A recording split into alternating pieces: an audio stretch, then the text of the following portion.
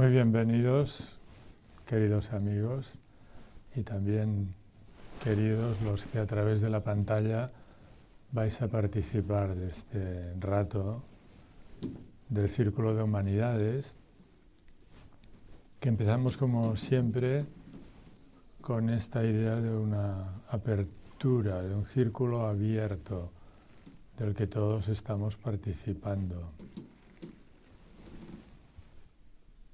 La figura del círculo es interesante porque nos trae la idea de esto central en todos nosotros, que es lo que genera el círculo. Y esto central está vacío, o sea que el centro del círculo es vacío.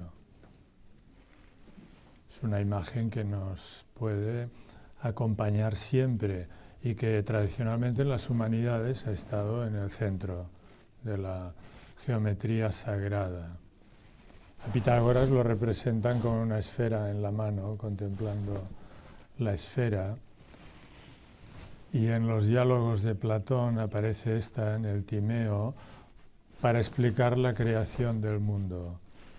O sea que esta conciencia que somos, cuando se manifiesta, se podría decir que la primera imagen para acercarnos a ella es esta idea de lo esférico y de la rotación. Y el mundo es comparable a una esfera. Si somos capaces de situarnos en el punto de vista corriente, que es el punto de vista geocéntrico de todos nosotros, con los pies en la tierra y contemplando el espacio circundante tal como es normalmente en la escala humana, o sea, sin ponernos en todas las concepciones y elucubraciones que nos han hecho entender que el centro es el Sol y que la Tierra es un planeta que gira. Todo esto es verdad, también es verdad, pero es más verdad el punto de vista geocéntrico, quiere decir tomar la Tierra y nuestro cuerpo como centro. Y entonces esto, como en el tai chi, en las artes marciales y en las gimnasias sagradas, nos lleva a percibir el mundo como algo que está alrededor nuestro y por tanto que tiene una forma esférica, por arriba, por abajo, delante, detrás, izquierda y derecha. Y esto es un punto de vista interesante, una esfera de la que nosotros somos el eje y el centro. Y esto que se aplica al macrocosmos, dicen los antiguos, también se aplica al microcosmos, que es la individualidad humana.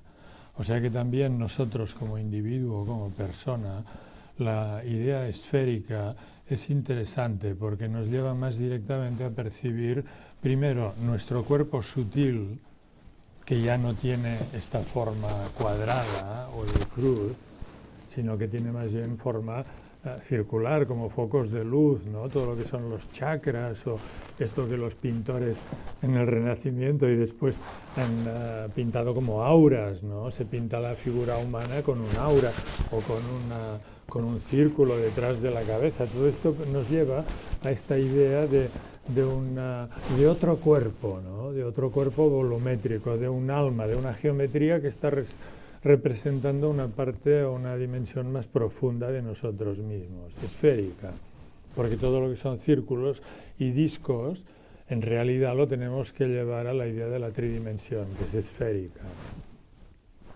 O sea que es bonita también esta aplicación de la geometría sagrada a fomentar, a promover nuestra presencia atenta aquí y ahora y recordar que tenemos un cuerpo esférico o que nuestro ser es comparable a una esfera. Entonces esto nos lleva ya quizá más allá del cuerpo simplemente físico, ¿no? Con su forma específica. Y entonces, claro, lo interesante de esta esfera es que la parte externa de la esfera está ligada a la idea de rotación y de cambio y de mutación y por tanto representa todo el sucederse del tiempo y de las estaciones y en el caso del ser humano se refiere a la mutación continua de nuestros estados de conciencia, de nuestros sentimientos, de nuestros feelings, la parte mudable de nosotros mismos, la parte que cambia. que son nuestros pensamientos, nuestras ideas, nuestras emociones, nuestras sensaciones físicas, todo esto es la parte mutable. Y en cambio, el centro de la esfera, que es la parte sustancial, y es el centro desde el cual puede trazarse la periferia, o sea que ontológicamente es más importante que la periferia, este centro representa lo inmutable.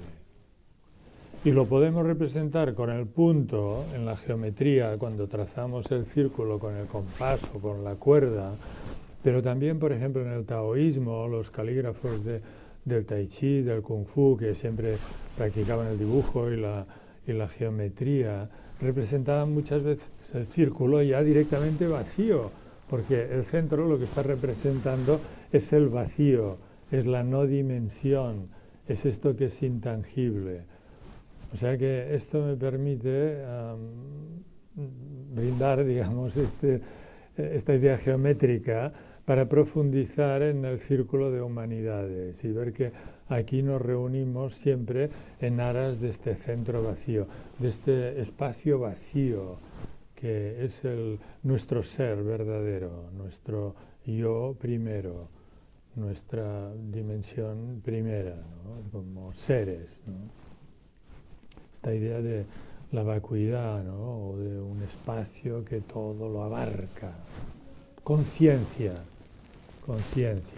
ser, y al mismo tiempo felicidad, confianza, bondad, belleza, todo esto que percibimos en nuestro corazón, en nuestro interior, cuando somos capaces de reconocer el silencio, ¿no? la calma, esto que siempre está siendo. Y que en general pues nunca deja de estar, porque es el ser, pero en general está tapado. Y está tapado, lo tapamos nosotros con los quehaceres, con el continuo hacer y estar continuamente involucrado en asuntos, ¿no? En cosas que hay que llevar a cabo y hay que hacer o tener en cuenta. Hemos estado todos programados, educados en un sistema de activismo total, ¿no? Esto en la historia de la filosofía es el pragmatismo. O sea que al llegar al siglo XVIII, siglo XIX, todas las teorías filosóficas, todos los sistemas se vuelven pragmatistas. Pragma quiere decir acción. Y se pone la acción por encima, por delante de la contemplación. Y entonces la contemplación va siendo relegada. Y claro, es con la contemplación que podemos percibir o identificarnos con el ser. O sea que el encuentro de hoy es para poner este acento de nuevo, este énfasis en la contemplación, en la importancia de la contemplación, la importancia ontológica, porque es la contemplación la que nos va a permitir a rectificar esta forma de vivir que nos produce dolor, sufrimiento, angustia, etc. Aquí en los círculos de humanidades ponemos realmente el énfasis en la contemplación como la panacea universal, como lo que va a resolver todos nuestros problemas. Y por esto no es un enfoque que sea terapéutico o analítico, ¿no? Aquí no interesa la parte personal de cada uno, no entramos a considerar el problema de cada uno o las angustias particulares, el tipo de miedos o de problemas que cada uno pueda tener en la vida, sino que aprovechamos para focalizar realmente el núcleo, ¿no? Lo que va a curar todos nuestros males, ¿no? Lo que nos va a llevar al centro de nosotros mismos. Y esto lo hacemos con la contemplación. Esta idea que los antiguos la tienen tan clara, ¿no? La vida contemplativa la contraponen a la vida activa. Y esto a nosotros nos trae imágenes del medioevo, de los monjes rezando, ¿no? Aquello de San Benito, ora y labora, ¿no? Es las dos cosas. Ora, que representa la contemplación, y labora, trabaja, ¿no? Pero pues se pone primero el ora y luego el labora, ¿no? O sea que las sociedades tradicionales, como todas las que hicieron la unidad de Europa en el medioevo, en la cristiandad, tenían claro que por encima de la labor, de los trabajos, hay esta contemplación, esta mirada en el presente, que hoy lo podemos llamar así, mirada, atención al presente, a nuestro ser siempre siendo aquí y ahora. Y entonces nosotros que somos tan activos, esta mirada tiene que ver con la inacción. Y la inacción también tiene que ser bien comprendida. Porque muchas veces, escuchando a los maestros de Oriente que ponen este énfasis en el wu wei y en el no hacer, ¿no? Entonces se ha creído muchas veces, incluso grandes literatos nos lo han transmitido de esta manera, o por ejemplo todos los místicos de la Edad Media, del Renacimiento, aquí en España, por ejemplo, todos los dejados, aquellos de la época de Santa Teresa, ¿no? Que lo llamaban los dejados, ¿no? Entendían la inacción como no hacer nada, ¿no? Ponerse en estados de pasividad total. Y esto es una manera materializada de entenderlo, porque la inacción en realidad es en el trabajo interno, es donde es más importante y donde se puede comprender su recto sentido. Entonces estos círculos son para aprender, colaborar en esta inacción en lo más interno, porque entonces desde esta contemplación inactiva en lo más interno, toda nuestra vida se va a ordenar de una manera prodigiosa y lo va a hacer la gracia divina, ¿no? Sin necesidad de ingeniería o de apaños o de, digamos, de creatividad de la mente, ¿no? Que también se pueden hacer cosas de terapia, ¿no? Pero digamos que esto es superior a las terapias, porque es desde el centro, desde la fuente, en el corazón de cada uno mismo, que toda la vida y toda la mente se ordenan, ¿no? Se van ordenando de una manera que nos sorprende a nosotros mismos.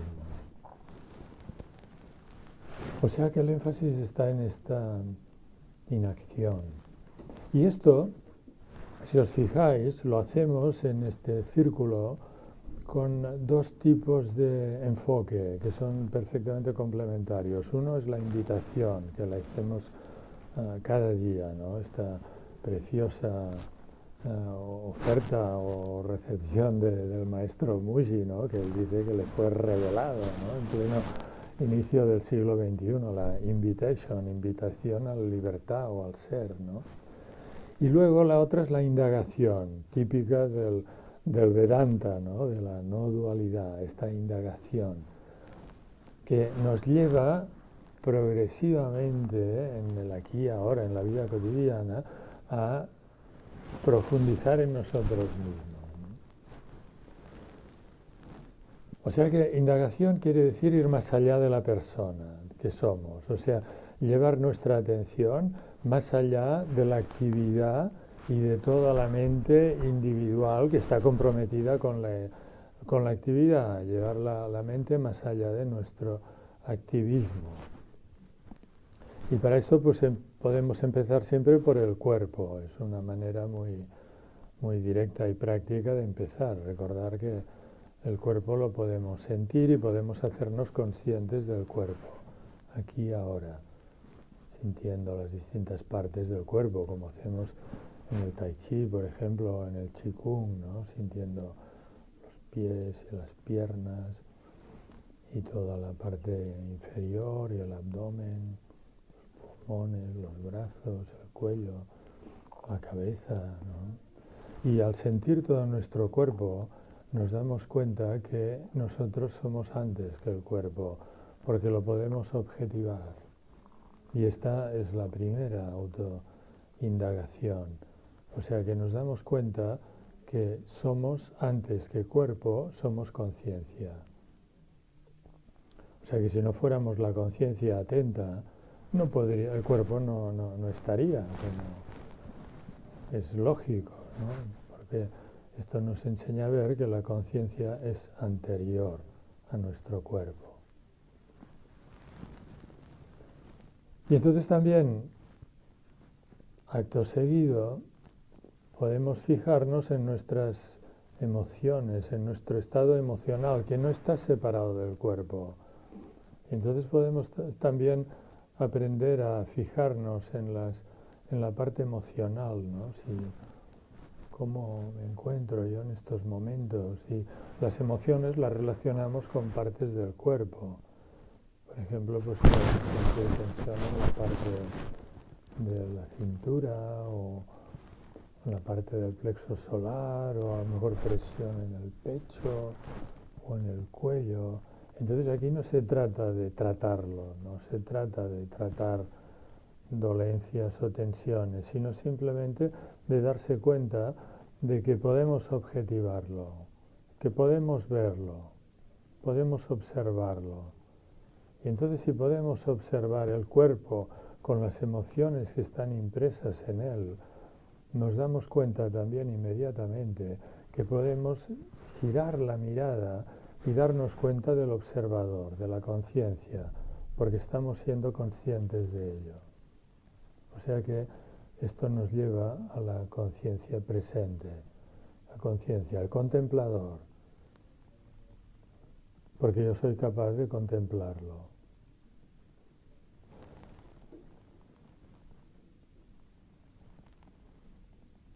Y con todo este conjunto de elementos que es la persona y que los podemos resumir con el cuerpo, la emoción y la mente, llegamos a este tercer nivel, que es el pensamiento o la mente.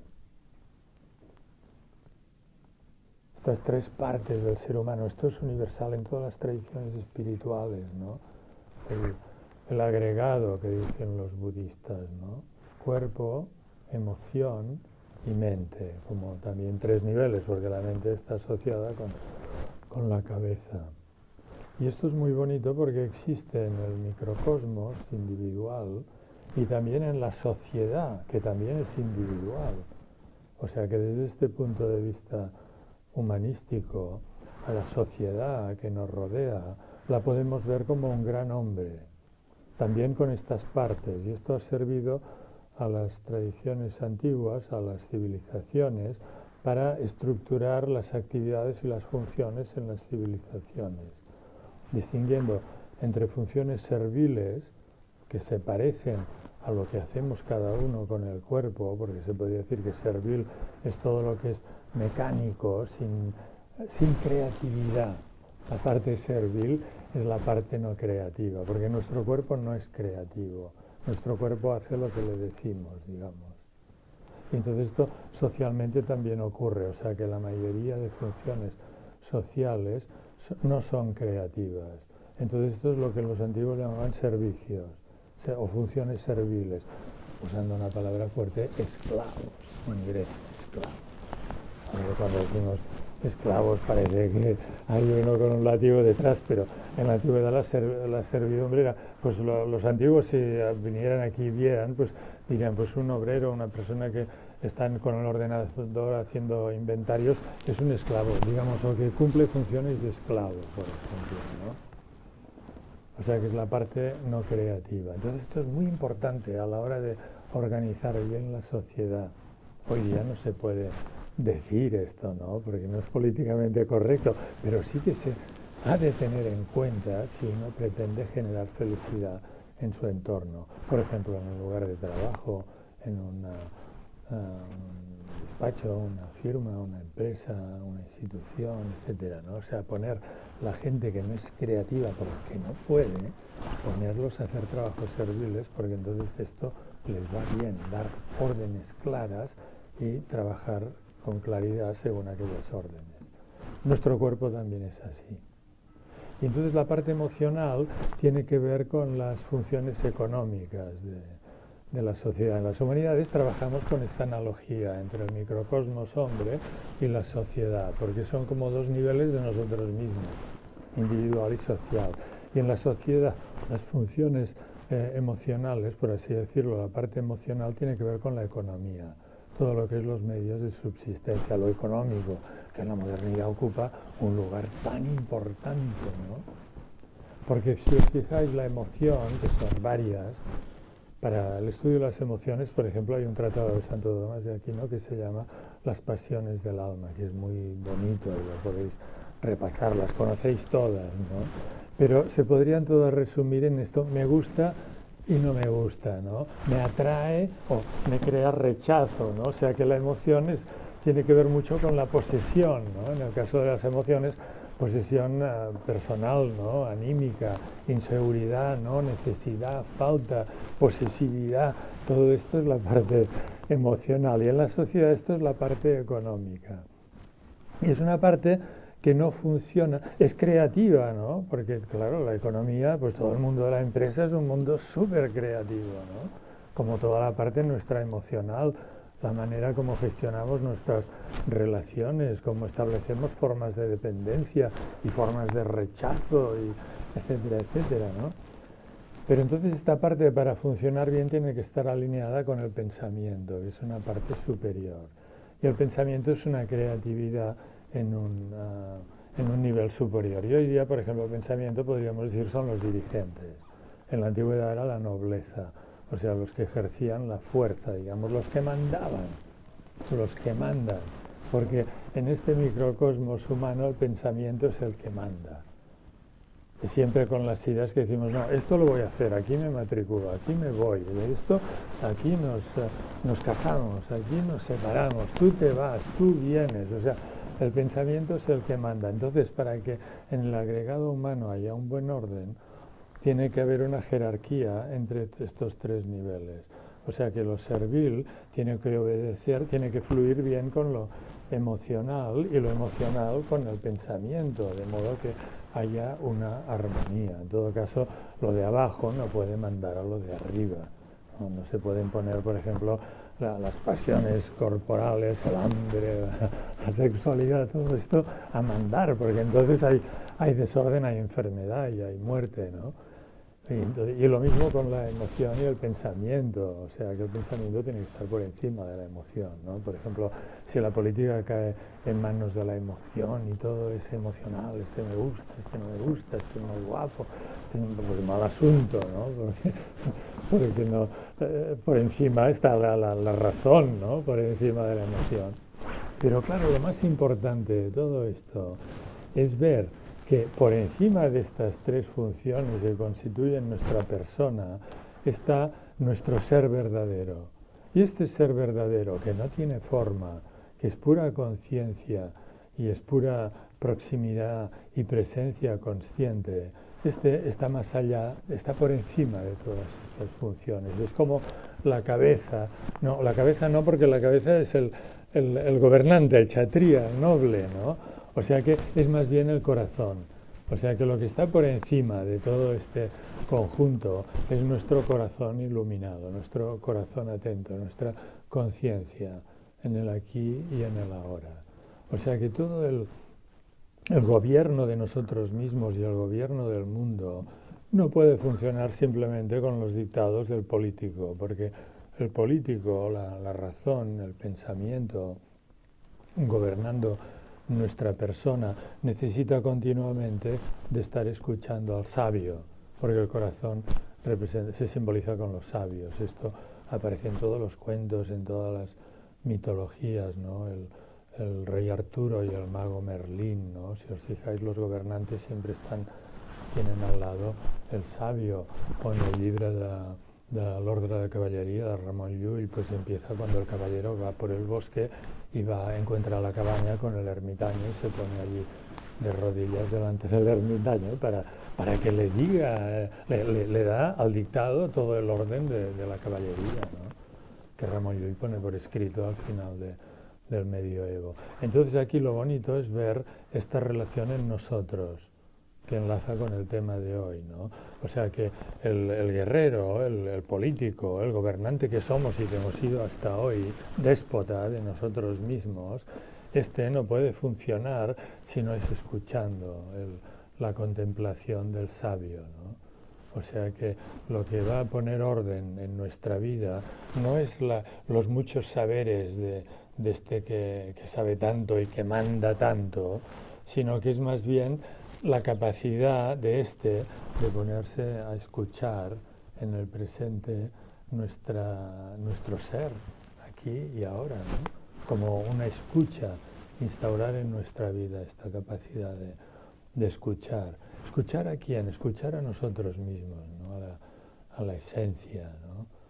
Al presente, a lo que es actual, a lo que es real. Y esto pasa por ir más allá de la mente, porque la mente es útil y es importante, pero en la práctica. O sea, la mente es para dirigir la persona, pero lo que falta en nosotros y en el mundo es esta capacidad previa a la acción, que es la contemplación, porque además allí está nuestra salvación. Porque cuando dejamos el cuerpo, la acción ya no sirve, ¿no? Y cada noche el mundo de la acción también lo abandonamos cuando nos vamos a dormir, porque es en el sueño profundo que nos regeneramos. Allí nuestra mente y toda nuestra emoción y cuerpo también se regeneran en el silencio total, en la calma de conectar con nuestra esencia, ¿no? Con nuestro ser contemplativo.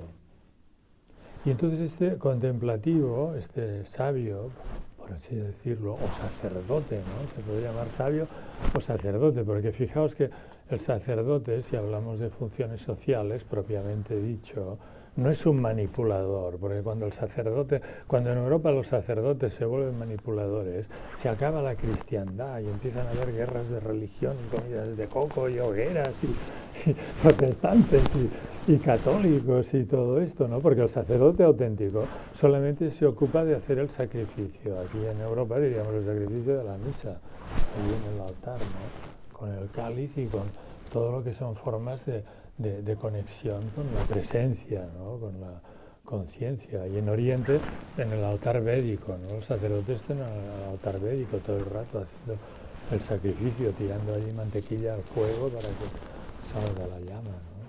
Pero no está involucrado en la acción. O sea, la relación que hay entre sacerdote y gobernante, digamos, o noble o rey, porque reyes, nobles, gobernantes, políticos, líderes, todo esto es lo mismo desde el punto de vista del simbolismo.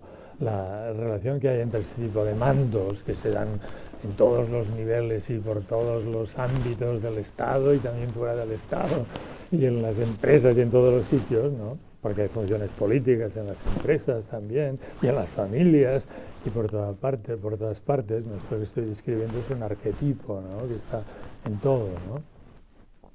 Pues para que haya orden, este gobernante, este líder, tiene que estar completamente atento al sabio, porque el sabio o sacerdote es el que establece, por así decirlo, la conexión, o es el que es capaz de vivenciar el ser verdadero y vivenciándolo, darlo a conocer.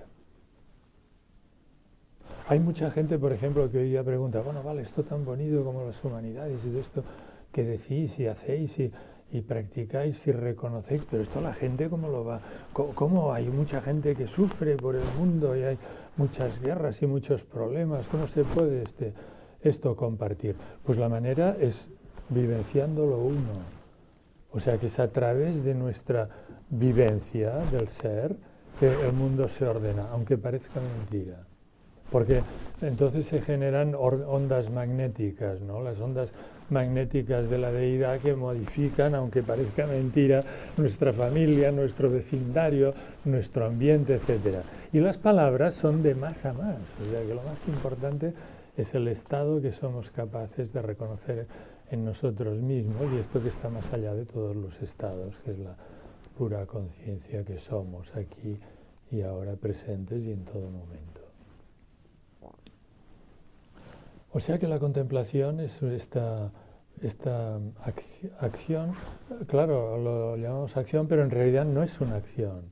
O sea, la contemplación no es acción, es un no hacer. O sea que es atención, atención sin esfuerzo. Podemos decir corazón atento y abierto, sin esfuerzo.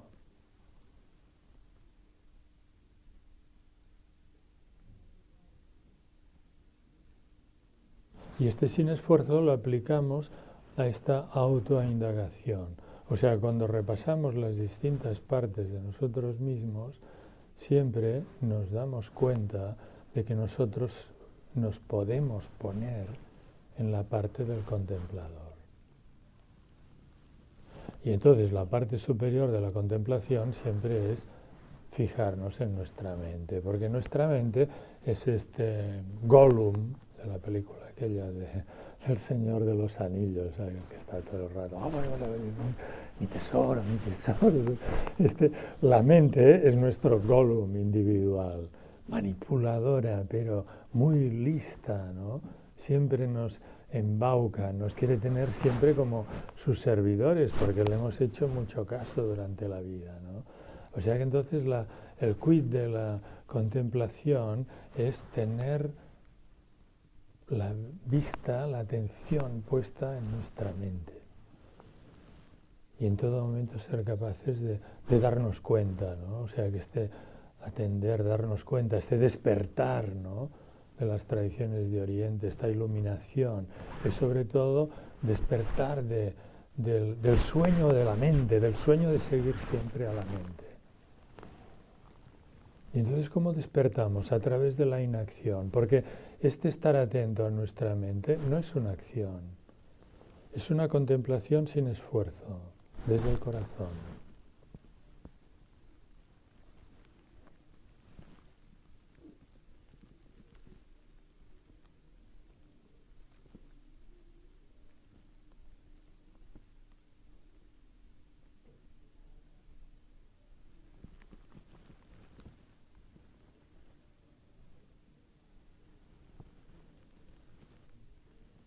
Contemplación de la mente, contemplación de las emociones y contemplación del cuerpo.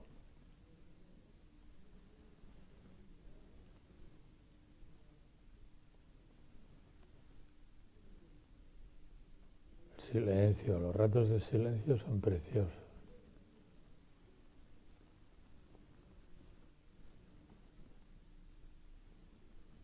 Entonces, está la respiración también. La respiración es una gran ayuda, una gran amiga, ¿no?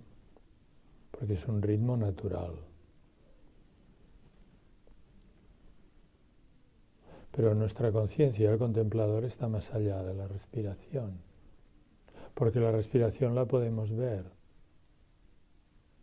la podemos percibir. Entonces, si la podemos percibir, es que nosotros estamos más allá de ella.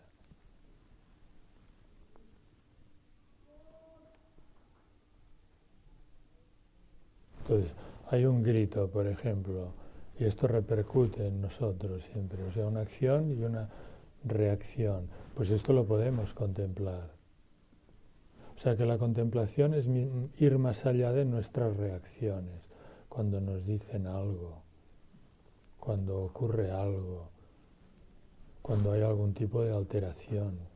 Los seres humanos y también los animales vivimos en un estado de susto continuo, ¿no? La mayoría de veces cuando estamos en la vida social. Entonces la contemplación no es tratar de cambiarlo, sino es verlo, darse cuenta. Porque en darse cuenta podemos girar la mirada y atender al contemplador, al que se da cuenta. O sea que la contemplación, se puede decir, no es solamente mirar todas estas partes nuestras, sino que es sobre todo girar la mirada, convertir la mirada y darnos cuenta del contemplador, de la conciencia que somos.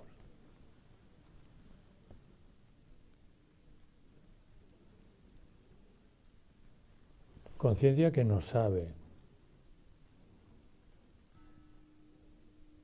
pero que está atenta, que no tiene forma.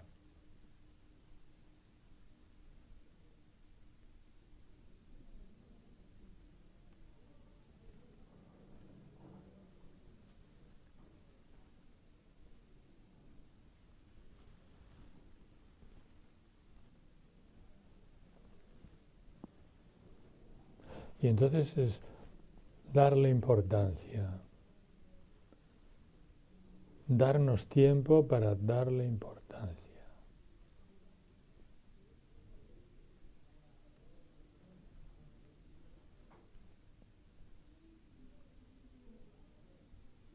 escuchar.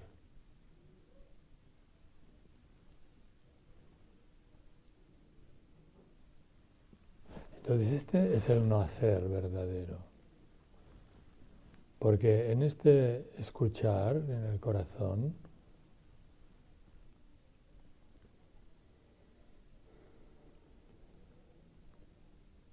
¿hay algún tipo de esfuerzo?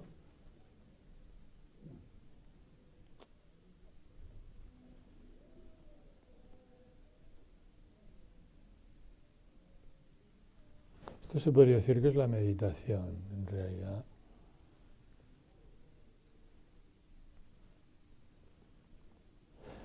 Pero claro, la clave de la meditación, por esto hay muchos también que dicen que no, que meditar, que no, que tal. Porque la clave de la meditación es preguntarse, meditación o contemplación es lo mismo, ¿no? Y en esto siempre es preguntarse, ¿quién es el que medita? ¿Quién es este que puede contemplarlo todo?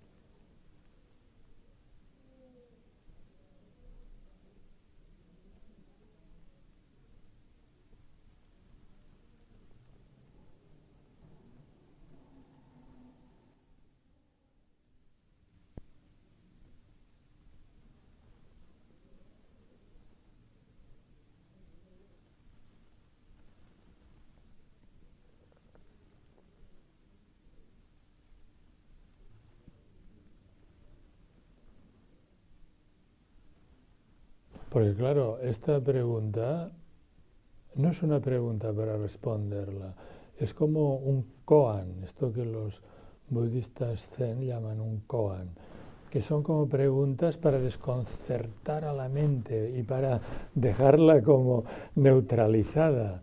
Porque claro, es preguntar por el sujeto, porque toda la vida nosotros nos hemos identificado con cosas que podemos objetivar. O sea, incluso reconociendo que no somos el cuerpo, porque decimos, vale, el cuerpo, hablamos del cuerpo y todo, y sabemos que lo vamos a dejar y tal, y podemos fácilmente, digamos, reconocer que no somos el cuerpo. Pero normalmente nos identificamos con otras cosas, con emociones, con estados, con situaciones, con cosas que ha dicho uno, con heridas, ¿no? Este me ha dicho esto, y entonces te quedas allí agarrado durante horas, ¿no? Por una cosa que te ha afectado, ¿no? Que te han dicho. O sea que nos tomamos siempre por objetos. La vida sueño, de la que estamos aprendiendo a salir, es una vida de identificación con objetos. O sea, creemos que nosotros somos objetos, somos cosa objetivable. Incluso cuando estamos viendo una cosa bonita que nos relaja o nos da cariño, nos pone bien y todo, entonces aquello, la mente lo convierte enseguida en un estado, en una experiencia, y tenemos tendencia a identificarnos con aquello, ¿no? Ah, esto soy yo tan bonito que me pasó aquel estado de felicidad, etcétera, ¿no? Y claro, y esta pregunta, ¿quién es el que observa? ¿Quién es el que está atento y que lo puede observar todo? Esta pregunta, ¿quién?, que es el sumum de la cábala, ya no es por un objeto, sino que pregunta por el sujeto.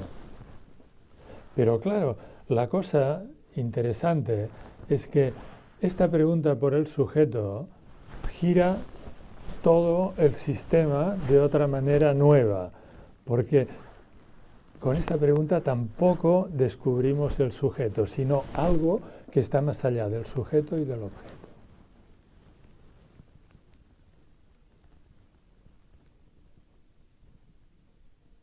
Esto que se llama la no dualidad. Y entonces parece al principio que tenemos que mantener esta pregunta con tensión, ¿no? ¿Quién es el que está observando todo? ¿Quién es esta conciencia siempre presente? ¿Quién?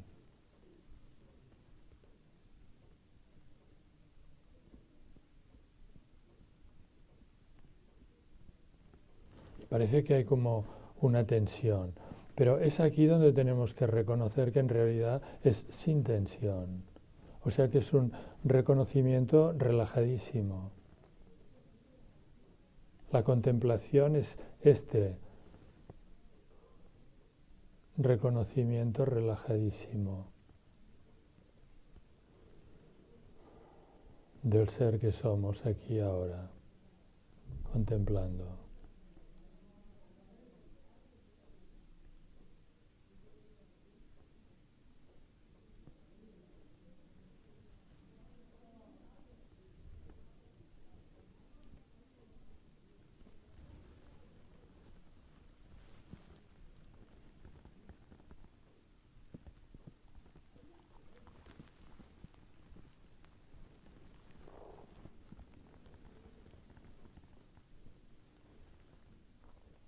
Este es pues el camino de la contemplación, del ser, esta indagación en el contemplador. Indagación no tensa, relajada.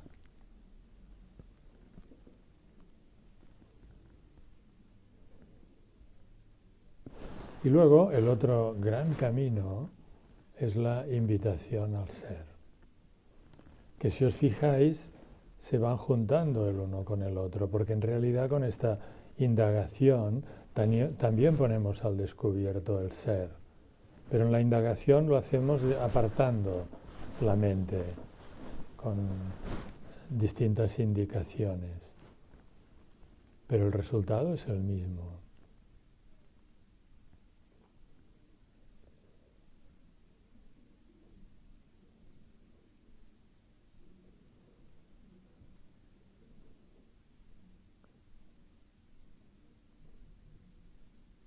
En la indagación partimos otra vez de nuestra persona, que quiere ser feliz, que intuye que hay una posibilidad de ir más allá de la mente y que todo esto que es objeto de la más alta filosofía y de las religiones, que es la salvación, la inmortalidad, la vida eterna, el reino de los cielos, todo esto, que esto es posible, que es una cosa que realmente se puede gustar, ¿no? Y que esto nos trae libertad, porque es una manera de encontrar la confianza, la seguridad, el ser verdadero en nosotros mismos y también en los demás. Y entonces la invitación parte de esta voluntad, ¿no? De este gran deseo de ser libre, ¿no? De conectar con el yo verdadero. Y ahora podemos entrar en este tipo de enfoque, ¿no? Para verla como es complementario y nos ayuda tremendamente en este reconocimiento. Y entonces en este punto de vista preguntamos siempre por la motivación.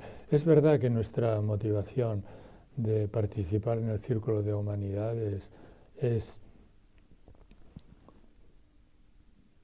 reconocer nuestro ser verdadero, nuestra libertad inherente, y lo preguntamos, ¿es así? Sí. Entonces siempre todas estas preguntas son para afianzar nuestra motivación y nuestra parte más interna, ¿no? Y entonces asegurado esto, pues visualizamos o reconocemos esta persona que somos y que ha entrado, ha pedido la entrada en un espacio, ha entrado, se ha inscrito en un círculo de humanidades, diciendo: yo estoy interesado en este círculo de humanidades, en poder participar, porque veo que esto puede mejorar enormemente mi vida, porque he llegado a un punto en que vivir solamente en este nivel personal o egótico tiene para mí conlleva demasiada insatisfacción. e intuyo que hay una manera superior, porque he comprendido que esto es posible y lo he gustado algunos momentos y veo que en el Círculo de Humanidades esto lo podemos compartir y lo podemos reconocer grupalmente. ¿Puedo entrar? Entonces decimos, adelante. Pero al entrar, deja con tus zapatos la mente. Deja tu mente.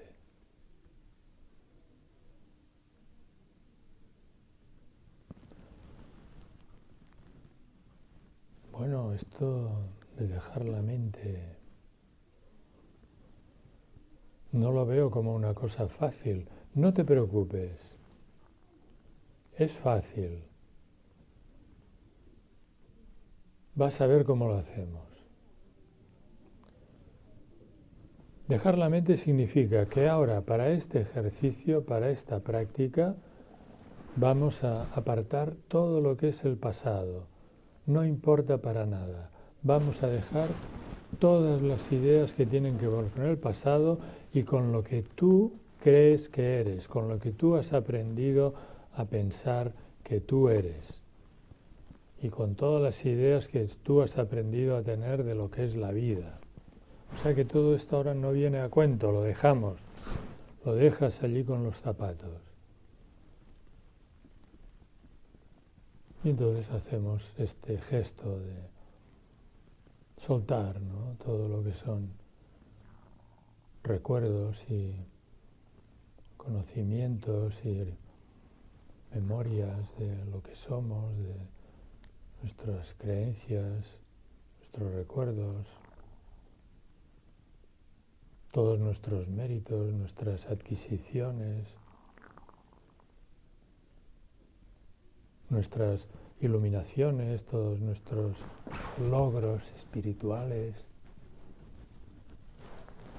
y mundanos, también todos nuestros fallos, nuestros errores, las equivocaciones, lo que no volveríamos a hacer, todo esto ahora no importa porque es nuestra vida, la vida tal como nosotros la recordamos y la hemos construido, porque en realidad es como un constructo. Todo esto lo dejamos allí con los zapatos, ahora no importa. Y cuando hacemos esto nos damos cuenta que es fácil, que se puede hacer. Con el mismo movimiento dejamos también el futuro. Todo lo que son deseos. En el futuro están todos nuestros deseos allí proyectados. O sea que ahora para esta práctica los deseos no van a venir a cuento. Los dejamos allí con los zapatos. Luego los podemos reconocer. Nuestros deseos de ser algo. Incluso el deseo de iluminarnos. O el deseo de aclararnos, el deseo de despertar, de salir de un sueño, de comprender realmente qué es todo esto de las humanidades en sentido profundo, de la no dualidad. Este deseo también fuera. Todo lo que son deseos de crecimiento personal, de mejoramiento y también de progreso económico o profesional o de realización personal. Dejamos todo esto, porque ahora para este ejercicio no importa. Es algo que no tiene que ver con nuestra libertad. Y haciéndolo un poquito, pues ya vemos enseguida que hay como un desahogo, ¿no? Como un mayor espacio que se abre y tranquilidad.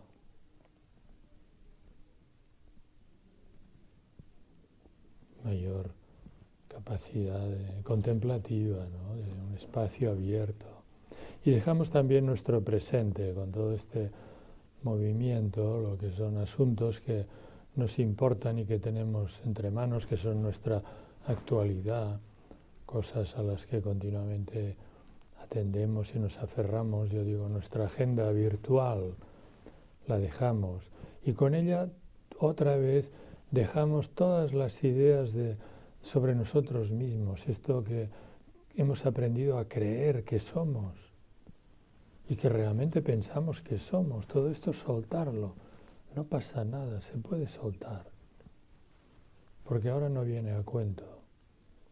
Todas nuestras funciones y papeles y roles y proyecciones y nuestras opiniones políticas y nuestros idearios y nuestra religión, nuestras fes, nuestras creencias, todo esto fuera.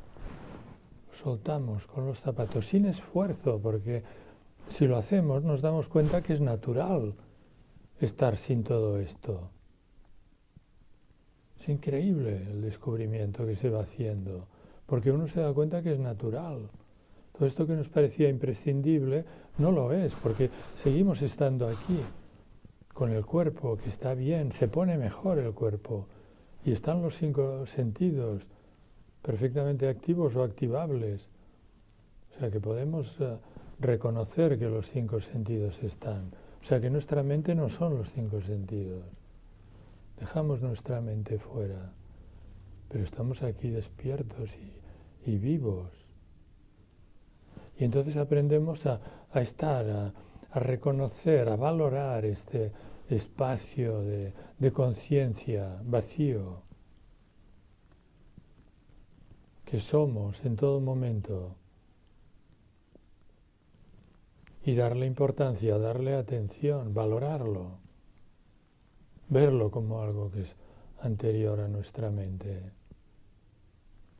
y a nuestra persona.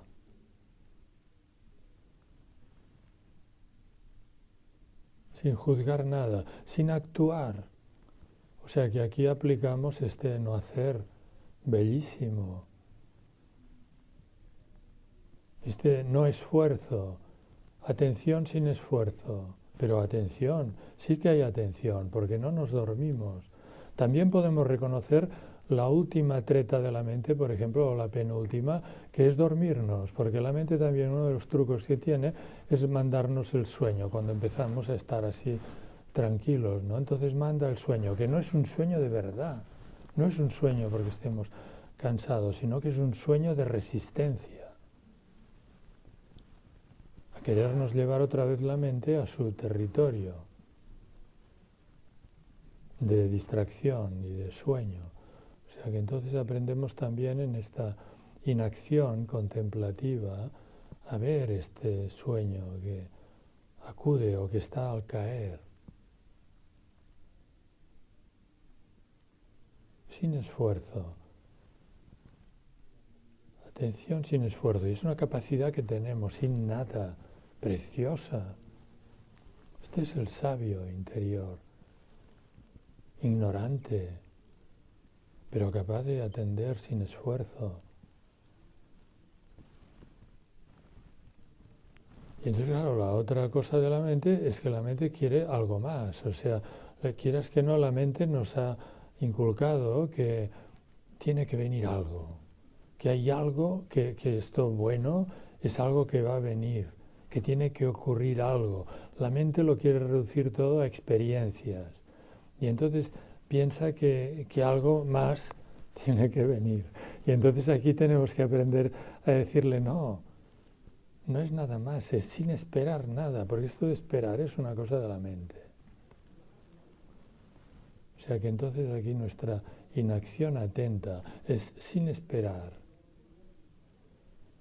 porque ella, esta inacción contemplativa, nos pone en contacto con el ser, con este espacio vacío, que es lo que somos en verdad, es la verdad de nosotros mismos. Y entonces valorándolo y quedándonos en ello, ahora solamente nos fijamos en esto que queda, sin esfuerzo, de manera natural. Y entonces aquí empiezan aquellas preguntas que son también como koans, son preguntas que van dirigidas a este mismo espacio vacío o corazón atento, no van a la mente, no son para darlas como alimento a nuestra parte mental, sino que van a este espacio vacío para responder y directamente desde el corazón. Y sirven como una resonancia para ayudarnos a reconocer el ser que somos.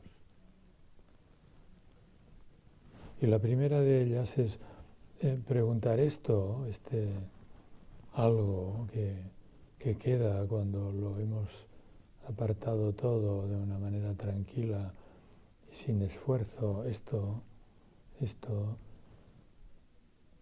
¿tiene forma? No tiene forma. Claro, la conciencia universal. Universal quiere decir que no tiene forma. Y entonces, si no tiene forma, claro, ¿es propiedad de alguien? No, no es propiedad de nadie. ¿O alguien lo puede manipular, usarlo para manipularlo, por ejemplo? No. ¿Está pensando algo o involucrado con algún tipo de proyecto?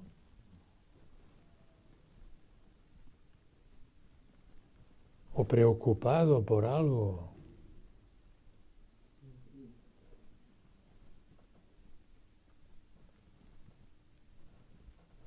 ¿Puede tener sufrimiento? Esto es increíble, que nuestro ser no tiene sufrimiento. ¿Puede infligir sufrimiento?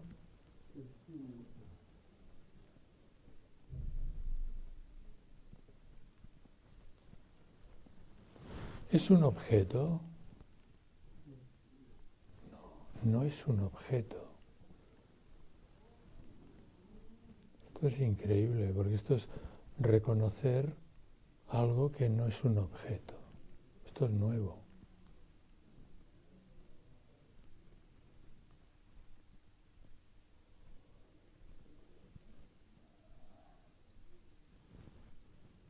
Puede alterarse emocionalmente con feelings, o es un feeling, o es un talante, o una... Por ejemplo, se puede enrabiar o deprimirse. No.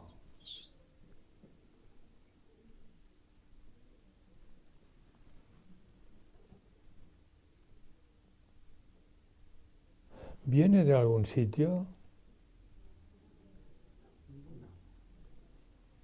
¿Se puede ir a otro sitio?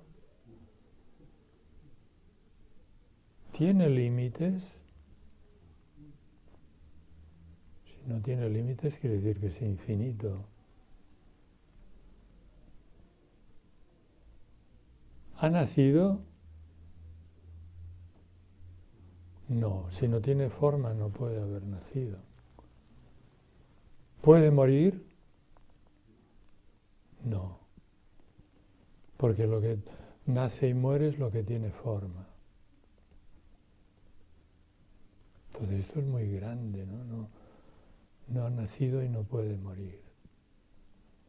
Y entonces la última pregunta es, entre esto y yo mismo, cada uno de nosotros, ¿qué distancia hay? ¿Qué separación? Ninguna. O sea que entonces concluimos que esto es lo que yo soy.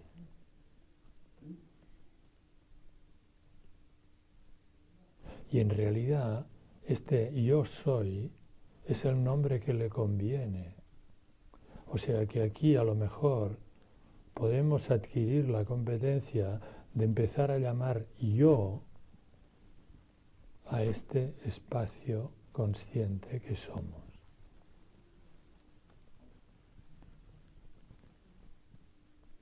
Esto es un grandísimo progreso. Se dice que es el primer nombre divino, yo soy, porque es esta conciencia la primera afirmación, el primer nombre. Lo que pasa es que es un nombre universal, porque claro, no está individualizado. Eso no está individualizado. Y en cambio el otro nombre que tenemos cada uno particular sí lo está.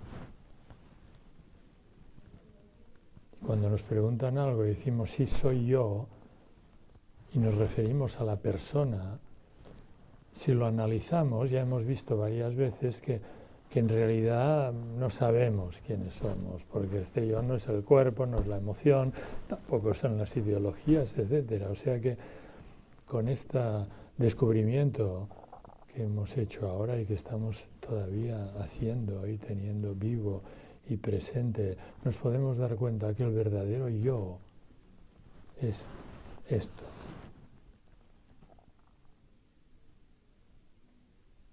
Entonces, claro, esto nos saca un peso de encima impresionante, ¿no? Porque claro, entonces es darse cuenta que con este ser que somos en todo momento coexiste nuestra persona, pero que entre los dos hay una jerarquía ontológica.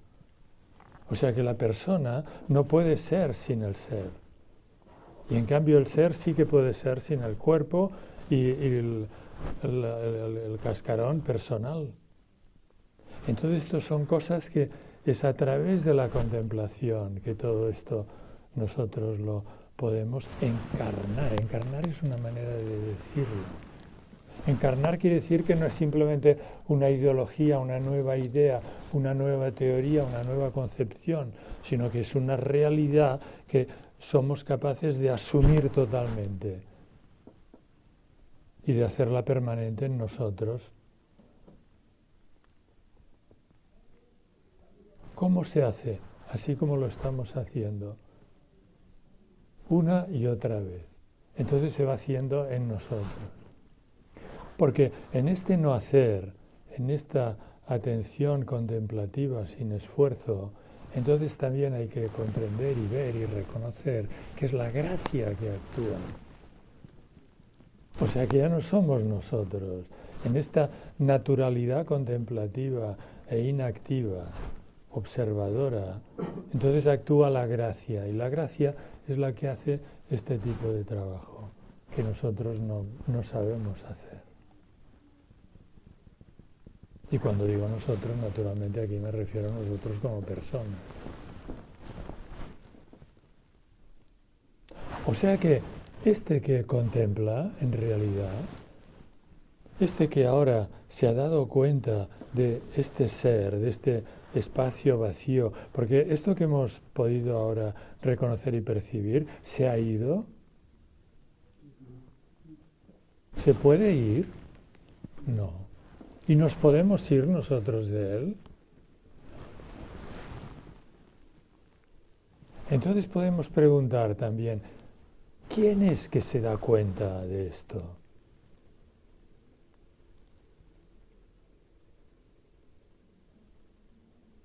Porque no es la mente individual que se da cuenta de esto, es otra. Entonces, ¿es correcto decir que el que se da cuenta de esto es esto mismo? Bueno, esto es muy grande, ¿no?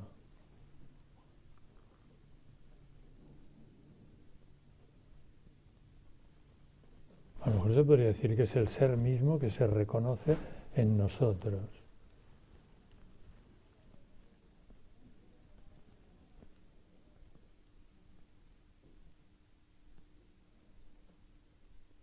Que somos como una caja de resonancia, digamos, donde el ser se reconoce a sí mismo, donde el ser se encarna, donde el ser viene a encarnarse.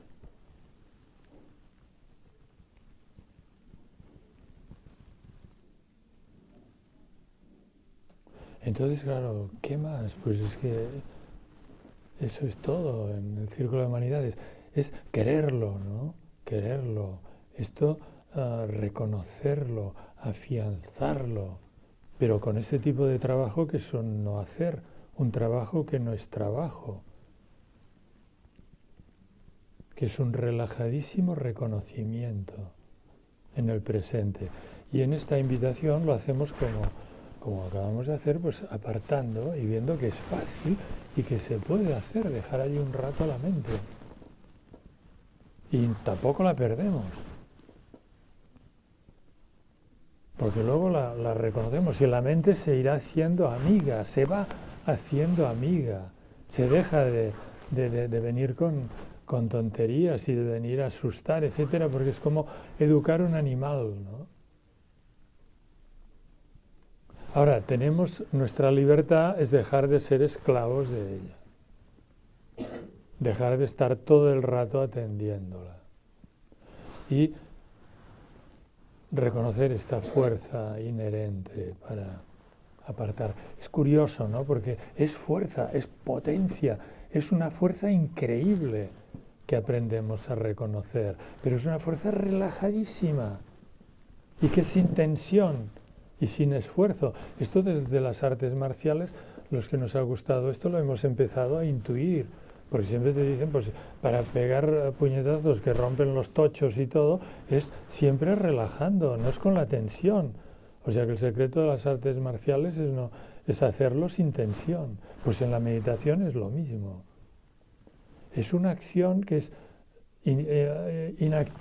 inactiva, una atención que no es tensa, que es relajadísima, que es sin esfuerzo.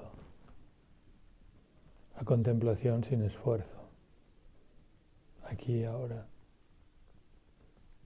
Y entonces en ella, pues claro, está la bondad, está el amor, fluye la gracia, el agradecimiento, las ganas de compartir, la bondad,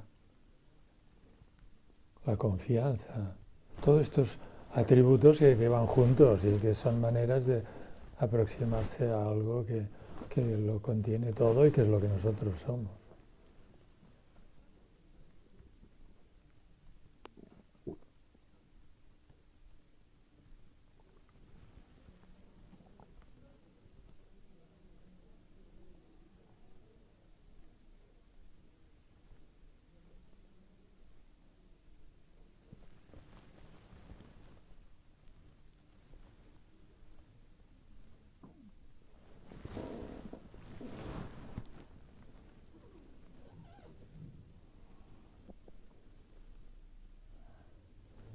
Pues muchas gracias por vuestra colaboración en esto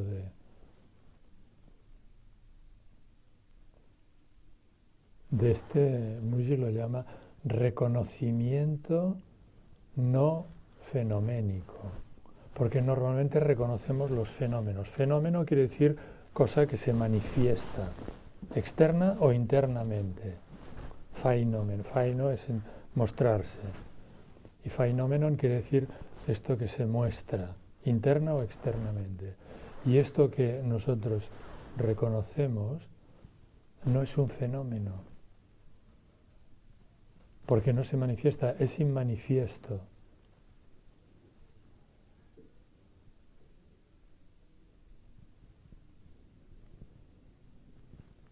Y esto es lo que venimos aquí a reconocer.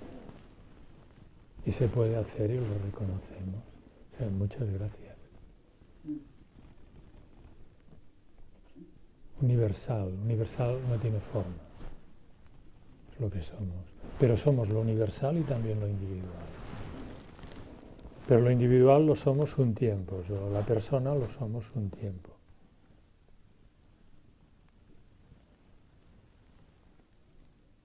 Porque esto que ahora hemos reconocido, por ejemplo, podemos decir, es un descubrimiento. Cada vez es un descubrimiento nuevo, porque es lo nuevo. Es aquello del Evangelio que dice, Jesucristo es el que hace nuevas todas las cosas, siempre hace nuevas todas las cosas. Esto en la religión se le llamaba Jesucristo, pero claro, no es el Jesucristo aquel de las barbas y del Calvario y todo aquello, es otra resucitado, ¿no? Viviente. Ser, hombre arquetípico, ser humano universal, hombre primordial, Adán primero, antes de la caída, tantos nombres, ¿no? A mí me parece increíble que en el mundo actual esto se pueda reconocer así, ¿no? Sacudiéndose, porque en este apartar también sacudimos todos los sistemas de prácticas y todas aquellas recomendaciones de los lamas con los que hemos aprendido y de tanta gente que dice, no, esto tantos años de meditación, esto tantos años de práctica, esto primero esta práctica, luego la otra, luego los grados, ¿no? El aprendiz, el compañero, el maestro, pum, pum, pum, pum, pum. Pero hoy día es ya. Entonces ya depende de cada uno esto, valorarlo, quererlo, ¿no? Comérselo. La idea eucarística es muy interesante también. Es burdo, ¿eh? El simbolismo eucarístico es de jalárselo, jalarlo, manjarse a Dios, ¿no? Comer a Dios. Es interesante. Es hecho para una humanidad de pescadores de Galilea, de gente corriente. No está hecho para filósofos el simbolismo cristiano, que increíblemente no está hecho para filósofos. Comerse a Dios. Bueno, aquí podemos entender, ¿no? Porque comer es un gesto transformante. Aquello que comes, tú te transformas en ello. Entonces, esto que hemos podido reconocer, porque todavía está o se ha ido. Entonces la idea de comérselo, ¿cómo no? ¿Con esta boca? ¿Cómo? No, no es con esta boca, pero sí comérselo. Lo que hacemos con la comida, hacerlo con esto. Esto supongo que es la Eucaristía de verdad. Claro, la religión es una adaptación para la masa, para acercar indirectamente a la gente a la verdad. Y entonces se dice, estos son concilios y concilios, discutiendo.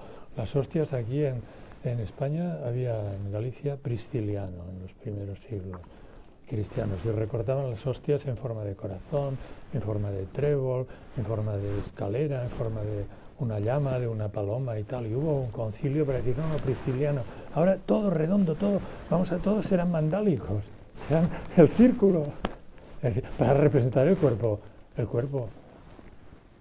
de Cristo, porque se lo llama cuerpo en el cristianismo y en el tantrismo también, en todo redondo,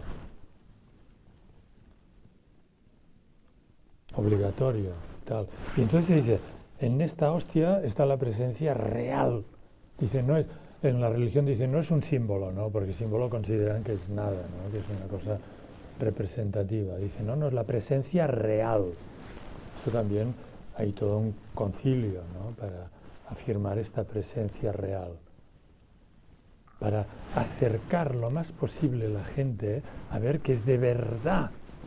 Pero claro, aquí ahora podemos entender esta verdad, porque no está en la cosa, no está en la cosa material que lo puedes tirar y pesotear y todo, a no ser que la gente se escandalice mucho, ¿no? Pero se puede, ¿no? Los budistas cogen la imagen del Buda, las historias aquellas típicas, en una noche fría la rompen con el hacha y se calientan en el fuego tronchándose de risa, porque claro, el Buda no es la imagen del Buda y la Virgen no es el icono de la Virgen, ¿no? Ni la hostia, ni el cuerpo de Cristo es la hostia en sentido material, pero sí que la hostia lo simboliza. Lo simboliza quiere decir que te da como un aroma de esto intangible que te tienes que comer, ¿no? Y que está siempre presente y que efectivamente con el círculo o con la esfera es algo que nos acerca a poderlo captar, ¿no? Como espacio vacío, ¿no? Como vacuidad de la que somos el centro. Y cuando estamos en ello, todos los centros son el centro, o sea que todos estamos en lo mismo.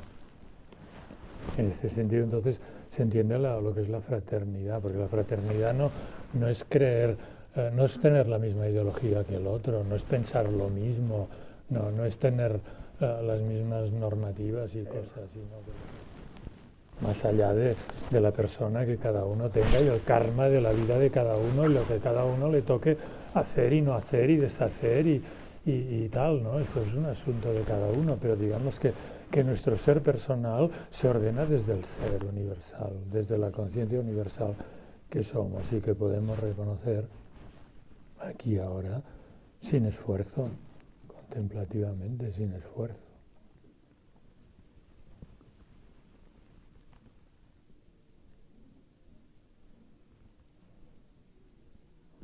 esto es comprender el arte del gobierno. En mi libro La ciudad cautiva esto está explicado en términos de sociopolítica, ¿no? El gobernante escucha al sabio. O la autoridad, el poder, que es el poder hacer, el poder es capacidad, ¿no? De poder. El poder, para ser bueno, para producir felicidad, tiene que residir en la autoridad.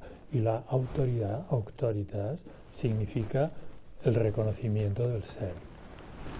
Es cosa de sabios, cosa de sacerdotes, la autoridad, auctoritas. Entonces nosotros hablamos con autoridad cuando somos capaces de ponernos en este silencio, ¿no? En esta contemplación. Entonces hay autoridad. Autoridad quiere decir contacto con la verdad.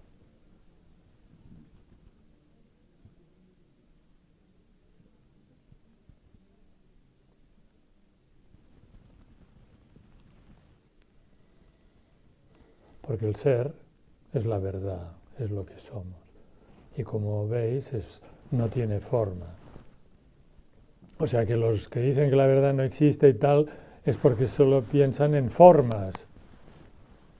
Porque la verdad no tiene forma. Y la verdad no solo es que no exista, es que la verdad es lo que es.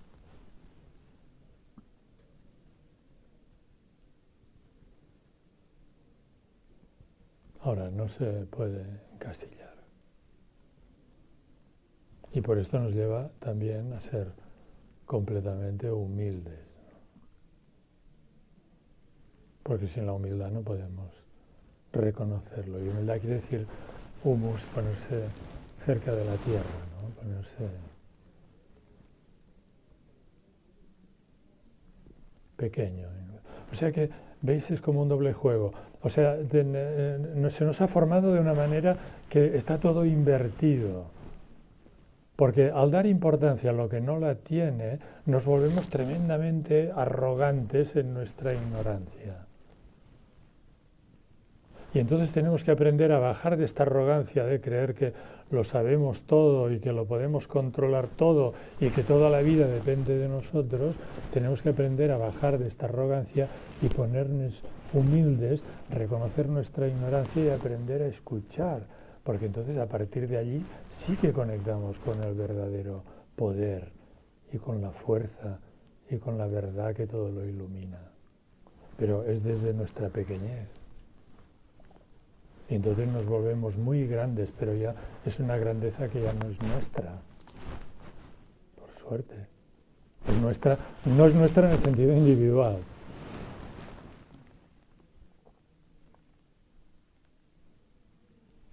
El lenguaje es muy burdo. Yo agradezco mucho que seáis capaces de escuchar más allá del sentido de las palabras, porque si no este tipo de compartir es imposible. Si todo esto lo lleváramos a la mente, bueno, esto sería una cosa imposible, ¿no?